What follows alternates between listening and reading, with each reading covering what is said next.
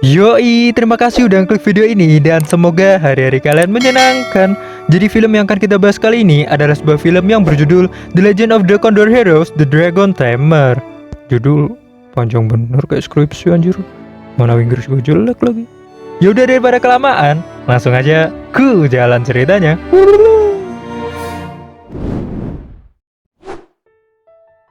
20 tahun yang lalu dikisahkan terjadi sebuah peperangan hanya untuk memperebutkan kitab 9 yin.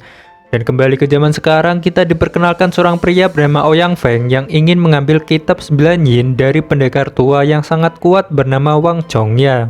Namun di saat akan mengambil kitab 9 yin, seketika Wang Chongyang terbangun dan menyerang Ouyang Feng.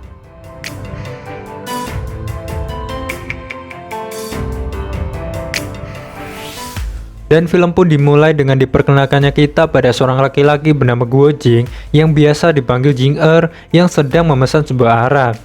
Namun seketika saat menikmati minumannya, dia diserang sekelompok orang misterius.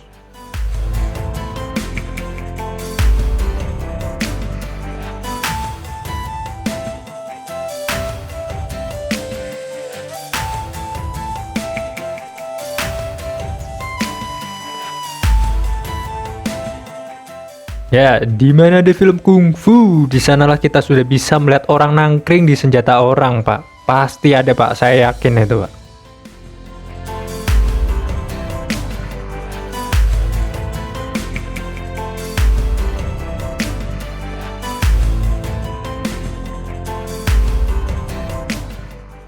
Namun ternyata di sana Jing Er hanya diserang guru-gurunya yang sedang mencoba kemampuan Jing Er. Di sana Jing Er diperingati gurunya untuk selalu waspada dan berhati-hati, dan gurunya pun memberitahu Jing Er bahwa akhir-akhir ini banyak sekali anak kecil yang sering menghilang, dan guru-guru pun mencurigai bahwa ini semua adalah perbuatan kelompok jahat. Dan guru-guru pun ingin menyelidiki kasus ini. Jing Er pun mengelilingi desa di sana dan sampailah dia di sebuah tempat makan. Di sana Jing Er bertemu seorang pria bernama Huang Rong yang biasa dipanggil Rong Er, yang sedang mencuri bakpao di sana. Jing Er pun menolong pria itu, namun pria itu malah pergi meninggalkan Jing Er. Bentar Pak Ye, ini harus di cross check dulu nih. Emang di filmnya si Jing Er tuh nganggep si Rong Er itu cowok Pak Ye. Soalnya si Jing Er nih orangnya polos Pak. Makanya dari tadi saya bilang pria. Padahal kan kita juga langsung tahu ya kalau dia tuh cewek. Lanjut. Di dalam restoran, Jing Er pun ingin memesan makanan, namun ada seorang gelandangan yang meminta Jing Er untuk membelikan makanan kepadanya juga. Ya karena si Jing Er nih orangnya polos Pak Jadi dia langsung mau membelikan makanan ke gelandangan itu. Dan tak lama muncullah dua orang wanita yang sangat seksi yang datang ke restoran tersebut dan menggoda Jing Er tanpa alasan yang jelas.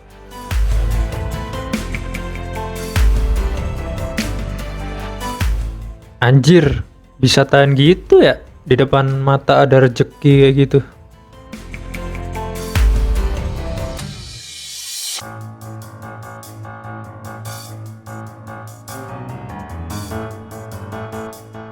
Dan tiba-tiba ada Rong Er yang menolong Jing Er, dan di sana ternyata Rong Er mengenal dua wanita misterius tersebut, yang dimana dua wanita tersebut berasal dari penginapan Gunung Baituo.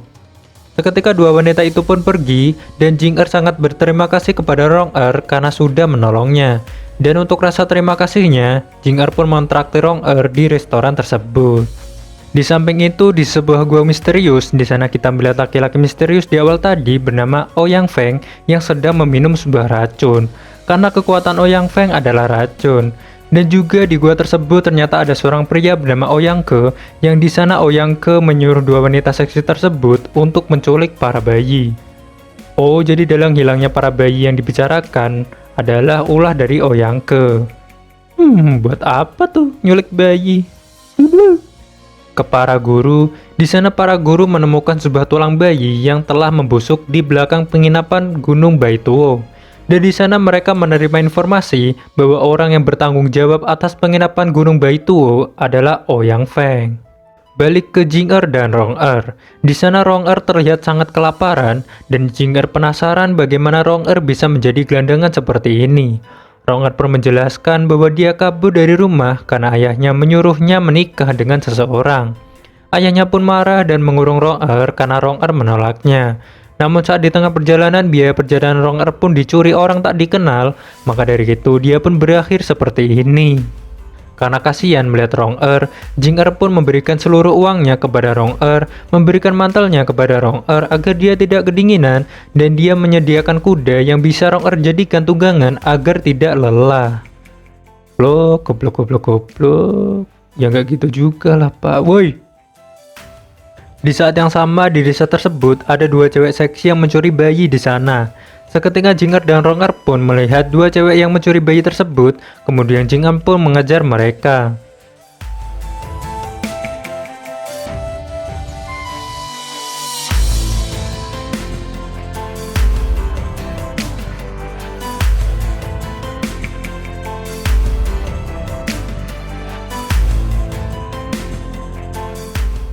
Namun Jing-er tidak berhasil menyelamatkan bayi dan menangkap wanita itu.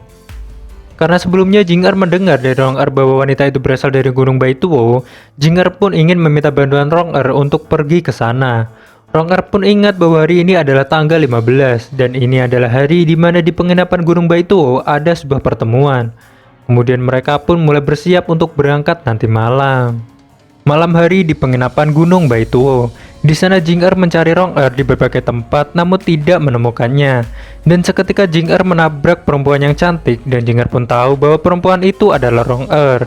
Namun Jing-er masih menganggap bahwa Rong-er adalah seorang laki-laki dan menganggap bahwa penyamaran Rong-er sangat realistis. Cok, matamu realistis, orang normal juga bisa bedain kali mana cowok mana cewek pak. Ya Allah. Dan Rong-er pun mengatakan bahwa sebenarnya dia adalah seorang gadis. Malu kan lo? Di sana Rong-er sudah mengetahui seluruh penginapan ini, dan mereka pun bergegas untuk menyelamatkan bayi di sana. Jing-er pun melihat cewek seksi itu dan dia pun mendorongnya. Namun di belakang cewek seksi itu ada sebuah ular raksasa dan seketika memakan cewek seksi itu. Oke, ternyata di sini kita bisa tahu bahwa bayi yang dicuri ternyata ingin dijadikan sebagai makanan untuk ular raksasa tersebut. Kemudian Jing-er dan Rong-er pun bertarung dengan ular raksasa itu.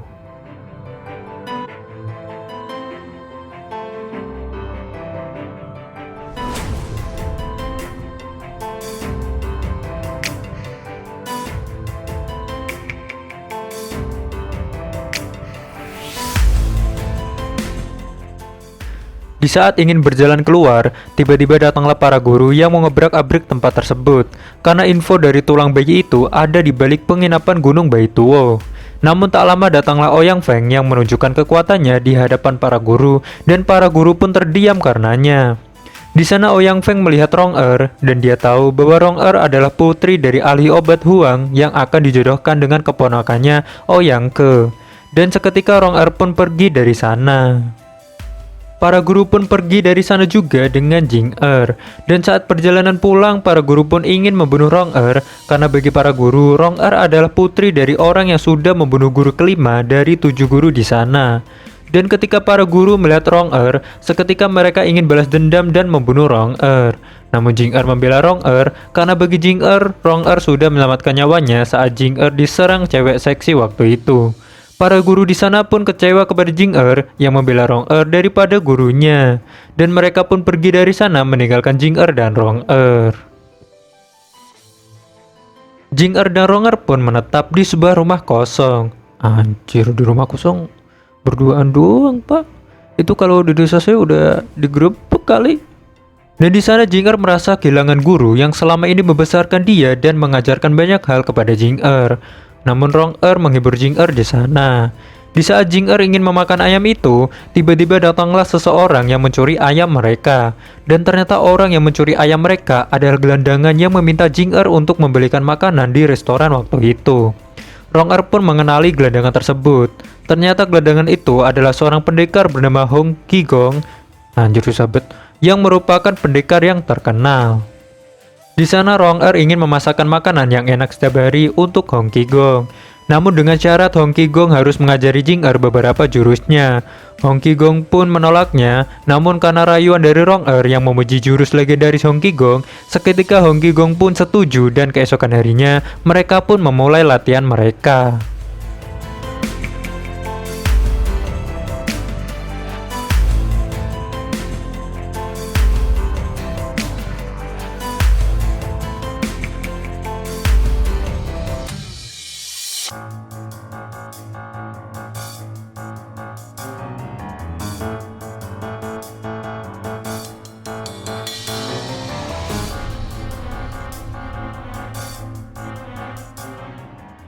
Jing Er pun berhasil menguasai sebagian jurus yang sudah diajarkan Hong Qigong kepadanya untuk bekal Jing Er mengembara.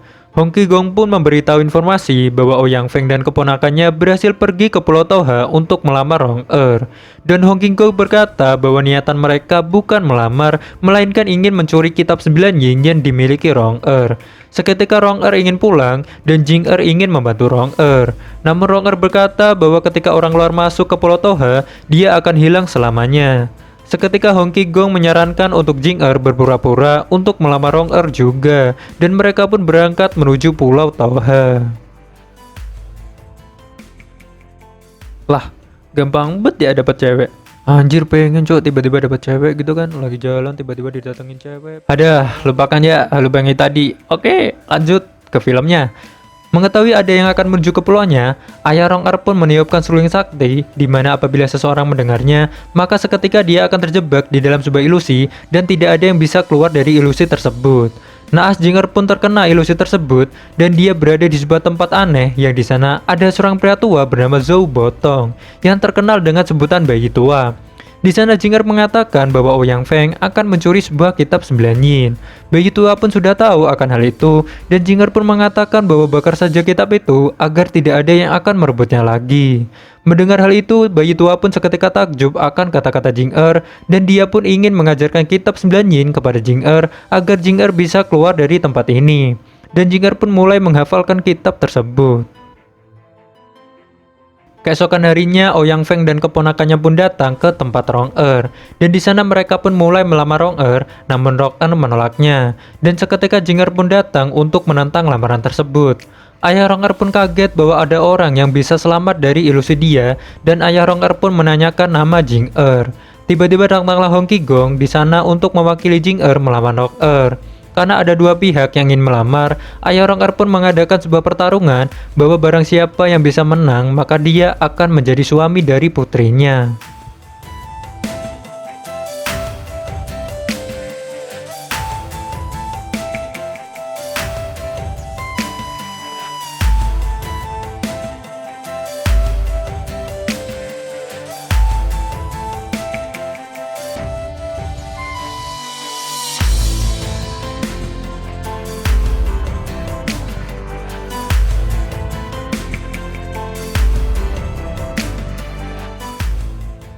Di sana Jing Er pun menang. Namun ketika ayah Rong Er menanyakan alasan Jing Er melamar putrinya, Jing Er pun dengan polosnya mengatakan bahwa Rong Er lah yang menyuruhnya. Blok, polos bet ya. Mendengar hal itu, ayah Rong Er pun tidak senang dan mengadakan pertandingan lagi. Pertandingan kedua adalah sebuah pertandingan menghafal, dan siapa yang berhasil menghafal kata-kata yang tertulis, maka dialah yang akan menang. Ouyang Ge sebenarnya sangat bagus dalam menghafal, namun tiba-tiba Jing Er bisa menghafal kata-kata itu juga, bahkan meneruskan kata-kata selanjutnya yang tidak tertulis di sana. Ternyata seluruh kata-kata itu berasal dari kitab 9 yin yang ditulis ibu Rong Er yang sudah meninggal. Mendengar itu semua, orang di sana pun kaget dan Ouyang Feng menerima kekalahan keponakannya dan pergi dari sana. Di rumah Ouyang Feng, di sana Ouyang Feng merencanakan hal untuk mengadu domba ayah Rong Er dengan Jing Er. Dan di malam harinya, dia pun seketika menyerang para guru Jing Er dan menyisakan guru yang buta. Ouyang Feng pun mengatakan bahwa dirinya adalah ayah Rong Er kepada guru buta tersebut. Saat berjalan pulang, Jing Er dan Rong Er pun melihat seluruh gurunya telah meninggal. Dan guru buta itu mengatakan bahwa ayah Rong Er lah yang menyebabkan semua ini. Seketika Jing Er pun marah dan ingin balas dendam kepada ayah Rong Er.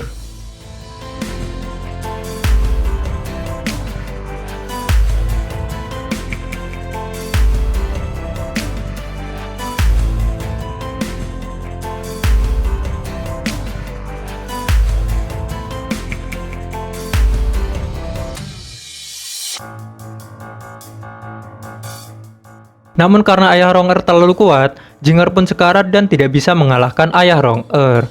Dan seketika datanglah Ouyang Feng yang menyerang ayah Rong Er dan menculik Jing Er. Karena Jing Er lah satu-satunya orang yang menghafal kitab 9 yin tersebut.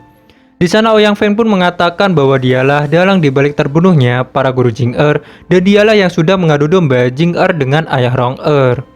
Ouyang Feng pun menyuruh Jing Er untuk membacakan dengan keras isi dari kitab 9 yin itu karena Ouyang Feng mengancam akan membunuh Rong Er apabila Jing Er menolaknya.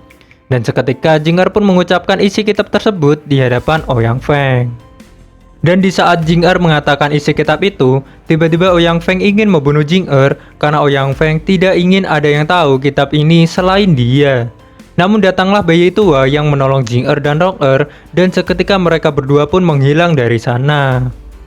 Sampai di sebuah rumah kosong, di sana Jing Er dan Rong Er pun beristirahat, dan saat Jing Er bangun, Rong Er pun ingin mengajak Jing Er untuk pergi sejauh mungkin dari sini, meninggalkan dunia kungfu.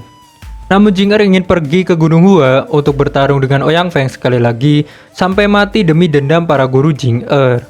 Mendengar hal itu, seketika Hong Qigong ingin mengajarkan Jing Er jurus tahap terakhir.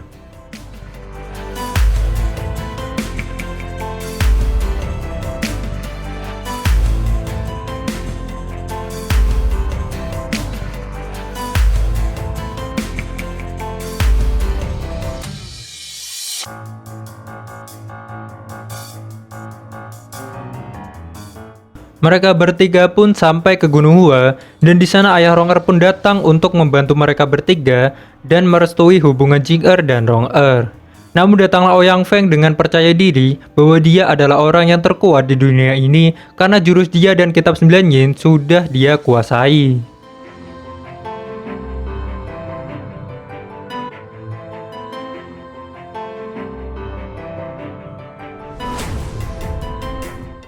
Namun Ouyang Feng tidak merasakan kekuatannya besar di dalam tubuhnya, padahal dia sudah menghafal kitab 9 yin tersebut.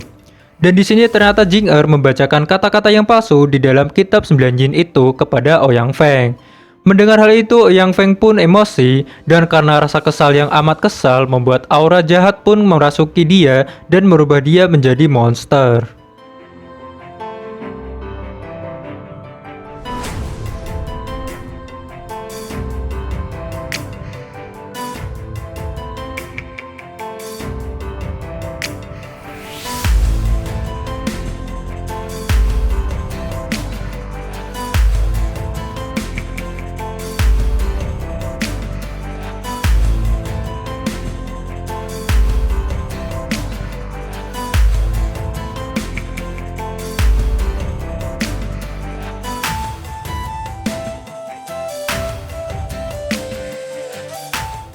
Kita pun melihat Ouyang Feng yang mati, dan cerita pun tamat dengan terkenalnya kisah Jing Er dan kebahagiaannya bersama dengan Rong Er. Film ini mengajarkan kepada kita bahwa jadi orang jangan polos-polos banget, cok. Kok sayang jadi emosi ya? Lagian dari tadi polos bet polos. Yaudah. Bingung mau ngomong apa. Jadi begitulah cerita dari film The Legend of the Condor Heroes The Dragon Tamer menurut pandangan saya. Jadi apabila ada yang salah dari apa yang saya sampaikan, saya mohon maaf. Dan kalian bisa tulis di kolom komentar apa kekurangan dari saya, dan saya akan mencoba memperbaiki itu. Terima kasih sudah menonton, and see you the next video. Bye bye.